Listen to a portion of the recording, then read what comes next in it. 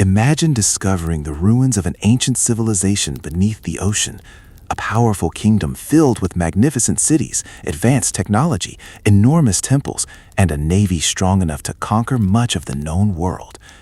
Then imagine that, in a single day and night, the entire civilization disappeared beneath the sea. For more than 2,000 years, people have asked the same question. Was Atlantis a real lost civilization, or simply the greatest story ever invented? The legend of Atlantis began with the ancient Greek philosopher Plato. Around 360 BC, Plato described Atlantis in two famous works, Timaeus and Critias. According to his account, Atlantis was a powerful island kingdom located beyond the Pillars of Hercules, the ancient name commonly associated with the Strait of Gibraltar between southern Spain and northern Africa.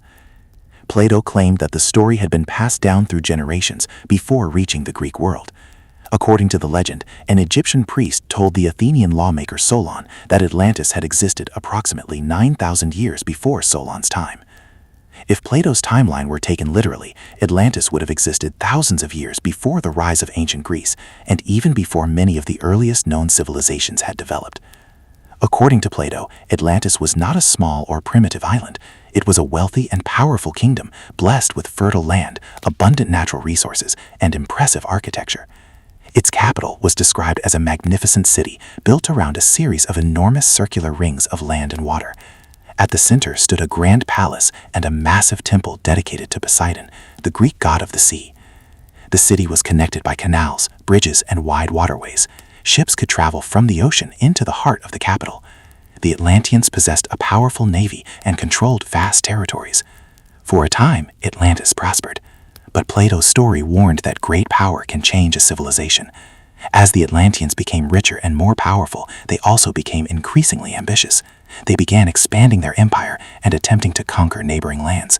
According to Plato, Atlantis controlled parts of Europe and Africa and eventually launched an attack against ancient Athens. But the invasion failed. Plato described Athens as a courageous society that resisted the powerful Atlantean army. Despite being greatly outnumbered, the Athenians defeated the invading forces and protected their freedom. Then came the catastrophe. According to the legend, enormous earthquakes shook the land. Powerful floods swept across the region.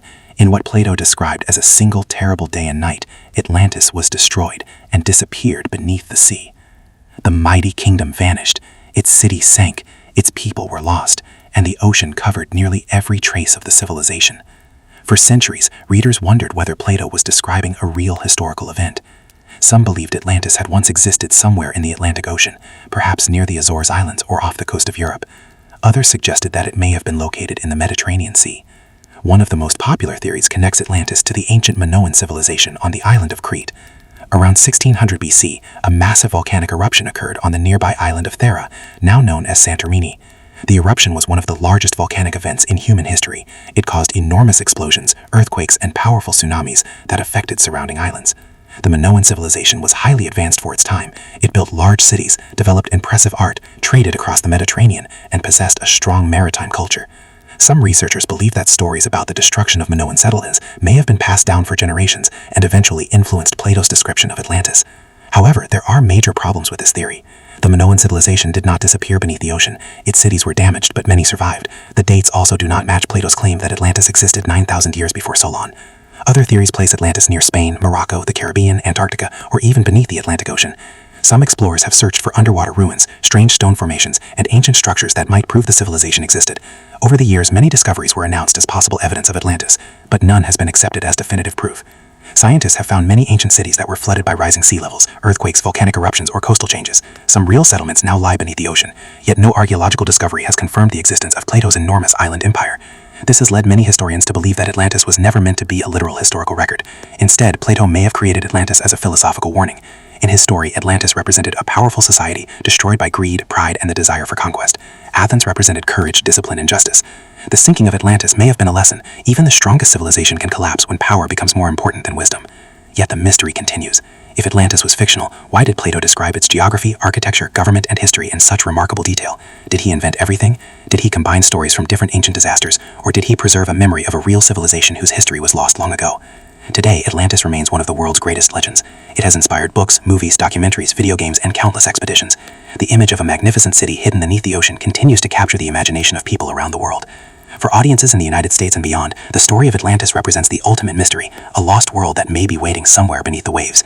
Perhaps Atlantis was a real kingdom, perhaps it was inspired by ancient disasters, or perhaps it existed only in the mind of Plato. But until the ocean reveals undeniable evidence, one question will remain. Did Atlantis truly sink beneath the sea, or has humanity been searching for a civilization that never existed?